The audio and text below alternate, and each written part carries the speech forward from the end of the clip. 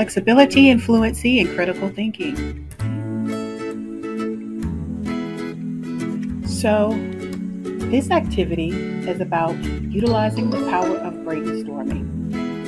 By expressing these ideas and listening to what others have to say, students adjust their previous knowledge or understanding to accommodate new information and increase their levels of awareness. So we have so many reasons to brainstorm. That helps critical thinking. My number one from this list is to provide an opportunity for students to share ideas and expand their existing knowledge. So precognition of a topic that they're about to dive into. So here's your activity. Get out a piece of paper, and I have a timer here for 1.5 minutes. Your topic to brainstorm would be to tell me what are the pros and cons of all years school. The pros and cons of year-long school. Timer has started. Write down all your ideas.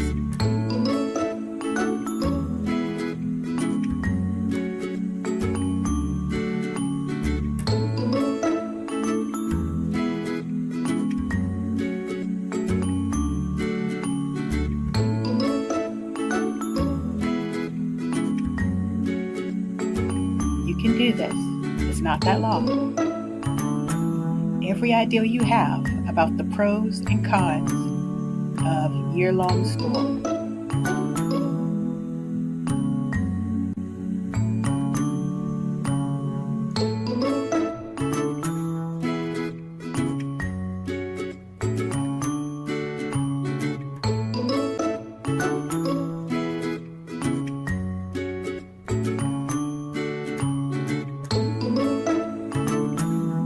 Few more seconds. I know you have some more ideas. Good things and bad things about year-long school.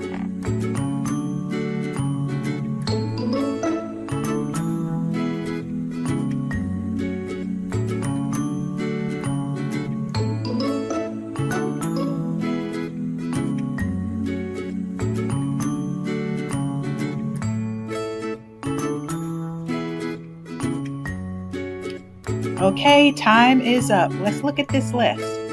How many did you get? How many different ideas did you generate from this brainstorming session? Well, hopefully you have a pretty good list going, but if you don't, let's talk about the things you could do to increase your fluency and flexibility when brainstorming. So fluency is your ability to produce with speed and accuracy. In this case, we just had 1.5 minutes. It wasn't too long, but this is just an activity to get your juices flowing in the creative thinking realm. Flexibility is the ability to access those ideas and adopt them to other ideas. So both of these together can help produce more in-depth and a wider breadth of brainstorming and thinking ideas.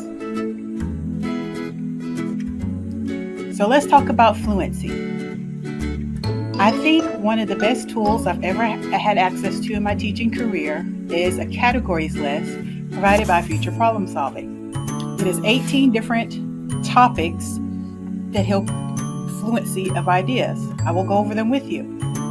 The first one is arts and aesthetics. That's anything related to art, artistic things, aesthetics, how things are viewed, beauty, ugliness, just how things are seen, aesthetics. 2 is basic needs. What do people, animals need to live? Example, housing, food,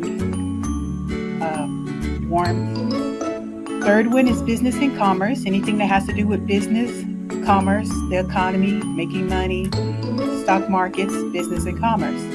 Communication. How do we talk to one another? How do we communicate? Besides conversation, that can include email, books, etc. 5 is defense, protecting yourself. So not necessarily Army, Navy, but protecting yourself, feeling safe. 6 is economics, highly related to business and commerce. but we're talking about the economy. 7 is education, learning, knowing things. 8, the environment, where we live, not necessarily nature. It can pertain to nature, but the environment, where we live, where we find ourselves, how we go about our daily lives. Number 9 is ethics and religion, what you believe, your morals, your religious beliefs, your faith. 10 is government and politics. 11 is law and justice, what's fair, what laws are there to protect us. 12 is miscellaneous. This would be any topic that you don't feel fits into one of the other categories. 13 is physical health, our bodies. 14 is psychological health, our minds. 15 is recreation. How do we enjoy ourselves? What do we do to have fun? 16 is social relationships. That could be with your friends or families or just how you relate to others. 17 is technology, and that could be new technology, trends, futuristic thinking, devices, applications. 18 is transportation. How do we move? How do we get things around? These topics would have to be explained to your students. Have a little conversation about them and revisit them often so you can use them in your brainstorming sessions. So we're going to try brainstorming again. So flip your paper over, label your paper from 1 to 18. I will leave this list up here so you will remember the categories. You will be brainstorming for 1.5 minutes. Your new topic is the pros and cons of students with cell phones in school. So the good things and the bad things about students with cell phones in school. We give you a few more seconds to finish numbering your paper from 1 to 18. You have 1.5 minutes to brainstorm. Go.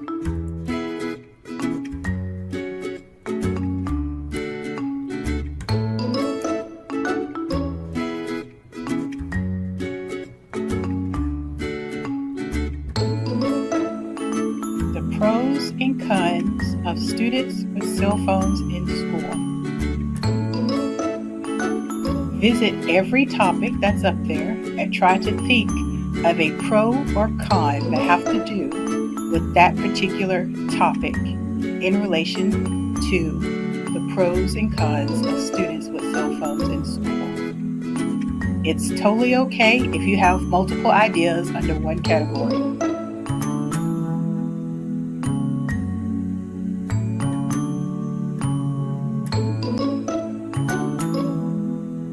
There's no bad ideas. If you think of it, find a category and write it down.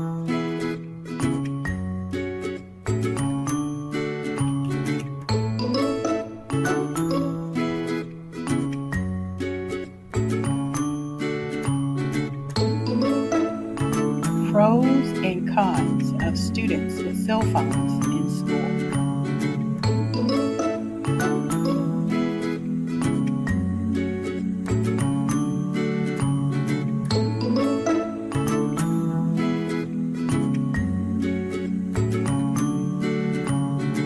Time's up, pencils down. Now look at this list. Is this list better than your last list? Hopefully so, with the guidance of the categories. Attached to this assignment is a list of the categories for generating your ideas, your brainstorming, that you can take back to your class. Now, even though we did this particular activity on paper, you can do this using the technology. The tool I advise that you try this on is Jamboard, which is a part of your G Suite, your Google Suite. You can get to it by going to jamboard.google.com. So your first sheet of your Jamboard, let's actually go back a little bit. The first sheet of your Jamboard should be blank. So on your blank Jamboard, let your students brainstorm without your topic list. If you want to go through this activity with them, let the first sheet of your Jamboard is blank, and all they have to do is click on the post-it and put their ideas. Now, if you want to review the category list and let them try generating from the category list, then I advise you as the teacher to open up your Jamboard, list all the categories by typing them in the text, and then when your students are ready to brainstorm, you'll set your timer for whatever time you feel is appropriate, and they will be able to get to your Jamboard after you share that link with them to post their ideas.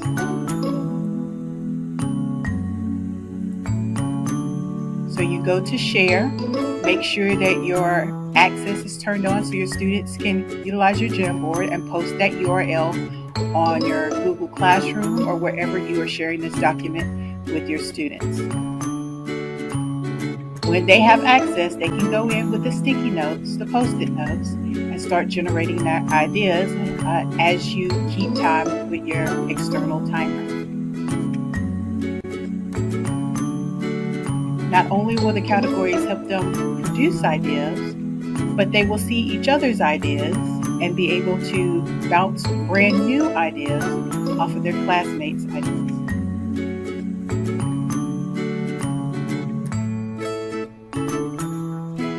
Remember that your campus DLC is there to help you, so maybe Jamboard is not the tool you want to use. We are here available to answer any questions and suggest other tools. But this was a quick activity, and hopefully it has stirred a brand new way of thinking about generating ideas for critical thinking.